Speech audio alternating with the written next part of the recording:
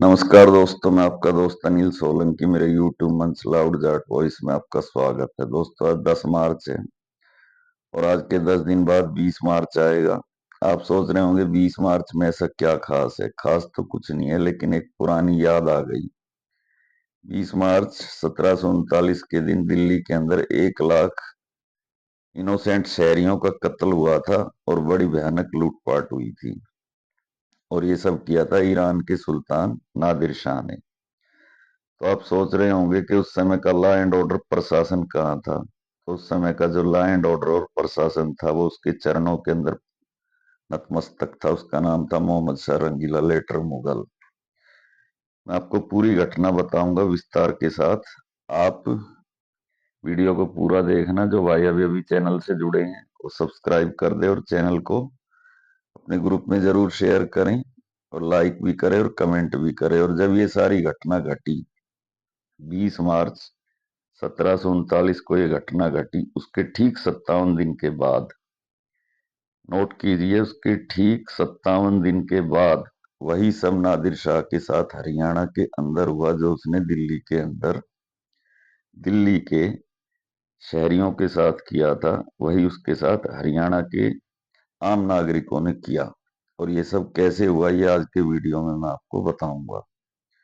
हुआ ये कि जो 1739 का साल था, उस साल दिल्ली में मोहम्मद शाह रंगीला का शासन था। और बताते हैं कि वो बहुत ही नंगा आदमी था। ऐसा नंगा आदमी कि दरबार के अंदर भी नंगा आ जाता था और अपने दरबारियों को भी कहता था, तुम भी नंगे हो जाओ, मैं भी नंगा, तुम भी नंगे। तो उस समय मराठों ने एक बार दिल्ली को लगातार 4 दिन तक घेर के रखा और वो मोहम्मद शाह रंगीला लाल किले से बाहर 4 दिन तक नहीं निकल पाया। और आखिरी में उसने मराठों के आगे हार मानी और दिल्ली के आसपास का इलाका उसने मराठों को सौंप दिया टैक्स वसूलने के लिए। और 50 लाख रुपए मराठों को उसने नगद भी दे दिए। ये सारी बात ईरान के सुल्तान नादिर शाह को पता चली, क्योंकि ईरान के अंदर उस समय भूखमरी थी, पैसा नहीं था, गरीबी थी, आम जनता त्राही त्राही कर रही थी। तो उसको आसान तरीका सूझा कि भारत सोने की चिड़िया है, जहाँ पे मराठे मुगलों को घेर के 50 लाख रुपए की चोट वसूल सकते हैं, तो मैं तो एक शहंशाह हूं। और उसने दिल्ली की तरफ कूच किया 1738 के आखिरी महीने में। सबसे पहले उसने गजनी को अपने कंट्रोल में लिया, जो कि मुगल शासन के अंदर ही आता था। गजनी के सूबेदार ने बिना लड़े ही हार मान ली। फिर वो पेशावर में आया। पेशावर में उसका हल्का सा विरोध किया जो मुगलों का सूबेदार था, लेकिन वो भी उसको रोक नहीं पाया। पेशावर के बाद अगला पड़ाव था उसका लाहौर। और लाहौर में जब वो आया तो लाहौर के सूबेदार ने उसको 20 लाख रुपए बिना लड़े ही दे दिए। ये सारी बातें मोहम्मद शाह रंगीला को भी पता थी। उसको जब कोई ये सूचना देता तो वो कहता था, आने दो, अभी दिल्ली दूर है। अब लाहौर से अगला पड़ाव था उसका नादिर शाह का करनाल। करनाल में आके उसने अपने तंबू गाड़ दिए। तब मोहम्मद शाह रंगीला की आंखें खुली। उसने अपनी सेना की एक टुकड़ी को भेजा नादिर शाह से लड़ने के लिए। वो उसकी सेना उसके सामने 2 घंटे भी नहीं टिक पाई और उसने घुटने टेक दिए।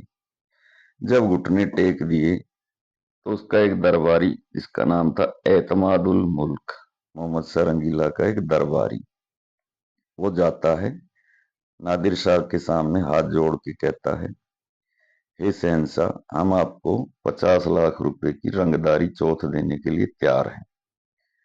तो नादिर शाह को भी लगता है कि 50 लाख रुपए एक बहुत बड़ी रकम है, जिससे मैं जाके अपने देशवासियों का 1 साल का टैक्स माफ कर सकता हूँ। उस जमाने में 50 लाख रुपए एक बहुत बड़ी रकम होती थी।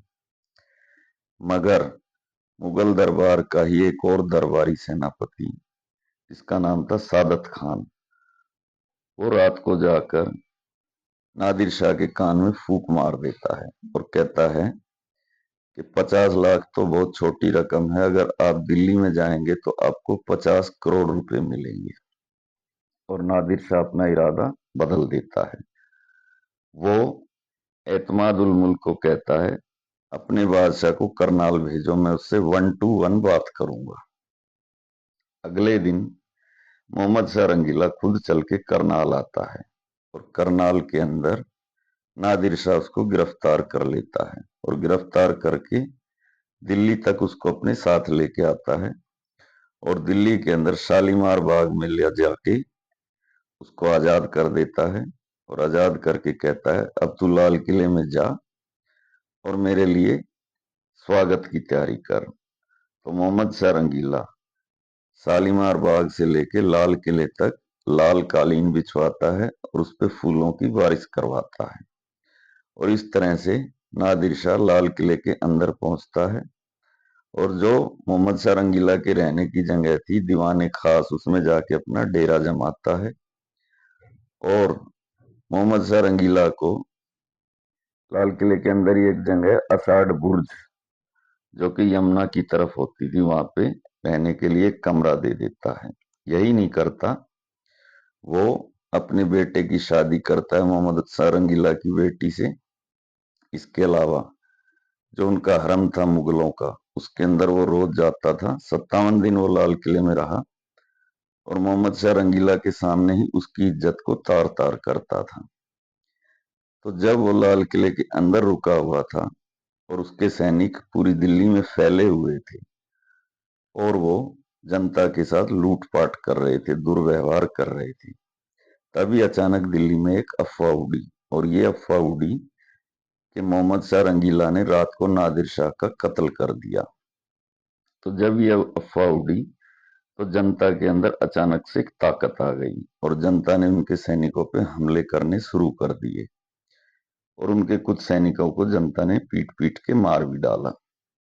ये बात जब उसको नादिर शाह को पता चली, तब उसका खून खोल गया और उसने 20 मार्च को ये नरसंहार दिल्ली में कराया। बताते हैं 20 मार्च को लाल किले से बाहर निकला और उसने रोशन उद्दौरा मस्जिद, एक चांदनी चौक में, वहां उसके सामने खड़ा होकर तलवार हवा में निकाली, उसको सूरज की रोशनी में चमकाया और सैनिकों को आदेश दिया, कोई नियम, कोई कायदा, कोई कानून नहीं है, जब तक ये तलवार वापिस म्यान में नहीं जाती, दिल्ली की जनता का कत्लेआम करो। और बताते हैं सुबह 9 बजे से दोपहर 2 बजे तक दिल्ली की जनता को भेड़ बकरियों की तरह से काटा गया।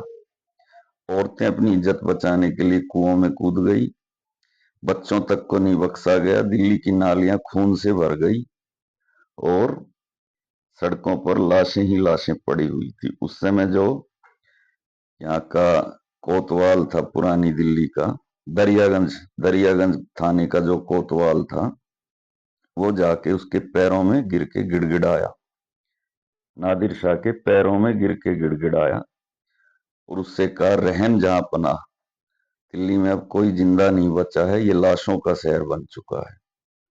अगर आपको और कत्लेआम करना है तो इन लाशों को जिंदा करिए, फिर से दोबारा इनको मारिए।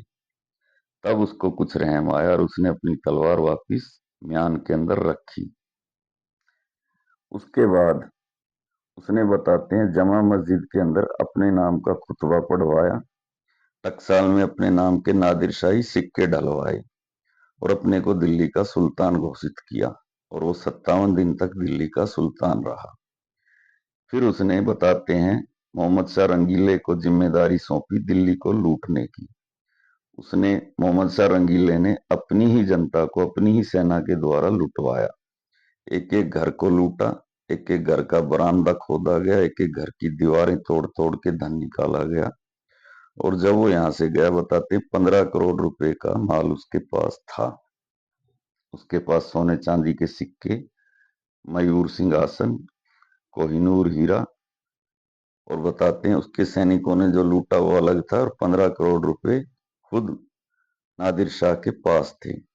700 बैलगाड़ियां, ऊंट, घोड़े, हाथियों पे लाद के वो ये धन लेके यहां से 57 दिन के बाद चला। तो उसका काफिला शालीमार बाग से लेके बवाने तक, इतना लंबा, 20 किलोमीटर लंबा काफिला था। धन के अलावा उसने यहाँ से 20,000 कारीगर भी अपने साथ लिए। उसका सपना था ईरान में जाके दिल्ली जैसा एक शहर में बसाऊंगा। उसमें खाती लुहार सुनार जो भी टेक्निकल काम करने वाले लोग हैं उनको भी उसने अपने साथ गुलाम के तौर पे लिया। जब उसका काफिला बवाना और सोनीपत के बीच में था तो रात को रुके आराम करने के लिए, और रात को उस पर फिर हमला हुआ। हरियाणा के लोगों ने उसके काफिले को रात को लूटा। कुछ लोग कहेंगे कि कैसे एक लुटेरे को लूट लिया, तो वो ऐसे लूटा कि जब वो सो रहे थे, आराम कर रहे थे, 20 किलोमीटर लंबा उसका काफिला था। हर जगह सैनिक पहरा दे नहीं सकते थे, सैनिक भी थके हुए थे, उनको भी नींद आ गई। अचानक से टिड्डी दल की तरह उस पर हरियाणा के लोगों ने हमला किया और काफी बड़ी मात्रा में उसका धन लूट कर वो ले गए। उसके बाद में जब सुबह उसने देखा कि उसका जो वो लूट के लाया था तकरीबन 10% हिस्सा हरियाणा के लोगों ने लूट लिया, तो उसका खून खोला। उसका खून खोला तो उसने हरियाणा के लोगों पर अपना गुस्सा निकालने के लिए हमला करने की योजना बनाई। जब वो ये योजना बना रहा था तो उसके कुछ सिपह सालारों ने उसको समझाया कि आप इस समय हरियाणा में हैं और ये जाटों का इलाका है। अगर आपने ऐसा कुछ करने की कोशिश की तो ये जो धन आप लूट के लाए हैं और जो आपका सपना है, इसको ले जाके अपने राज्य को यानी ईरान को एक खुशहाल राज्य बनाने का, वो सपना सपना ही रह जाएगा। इस लड़ाई में आपका धन लुट जाएगा। इसलिए भलाई इसी में है कि यहाँ से जितना जल्दी हो सके निकलना चाहिए। उसका काफिला जब पानीपत के अंदर गया तो दोबारा से फिर से हमला हुआ, और इस बार हमला रात को नहीं, दिन के अंदर ही हुआ। और किसी सेना ने हमला नहीं किया, बल्कि हरियाणा के सिविलियन लोगों ने, आम किसानों ने। और पानीपत के अंदर उसके काफिले को फिर से दोबारा से लूटा गया। ये बात मैं नहीं कह रहा हूं, एक इतिहासकार यजुनाथ सरकार ने अपनी किताब में ये बातें लिखी हैं। और इस बात का सबूत ये है कि जो करेंसी वो यहाँ से लेके जा रहा था, नादिर शाही सिक्के जो उसने टकसाल में ढलवाए थे, सोने के सिक्के, वो बाद में राजस्थान के बहुत सी रियासतों के अंदर वहां की राजकीय मुद्रा बन गए, आम चलन में आ गए थे। जैसलमेर, बाड़मेर, बीकानेर वगैरह रियासतों के अंदर बताते हैं वो सिक्के वहां की राजकीय मुद्रा बन गए थे। वो तो यहाँ से अपने नाम के ढले हुए सारे सिक्के लूट के जा रहा था, फिर वो भारत में चलन में कैसे आए? ये इस बात का सबूत है कि यहाँ पे उसके साथ लूटपाट हुई थी।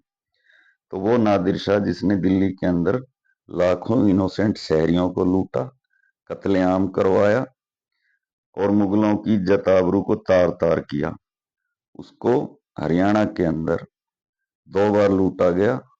एक बार बवाना से सोनीपत के बीच में और एक बार सोनीपत से पानीपत के बीच में। ये एक हिस्टोरिकल फैक्ट है जो आज के वीडियो में मैंने आपको बताया। इसीलिए इतिहास के कुछ वामपंथी इतिहासकारों ने जाटों को लुटेरा भी बताया है। इसके लिए और भी बहुत सारी घटनाएं हैं, वो मैं आपको अगले वीडियो में बताऊंगा। धन्यवाद भाइयों, आपका दिन शुभ हो। मैं आपका भाई अनिल सोलंकी आज का वीडियो समाप्त करने की इजाजत चाहता हूँ। धन्यवाद।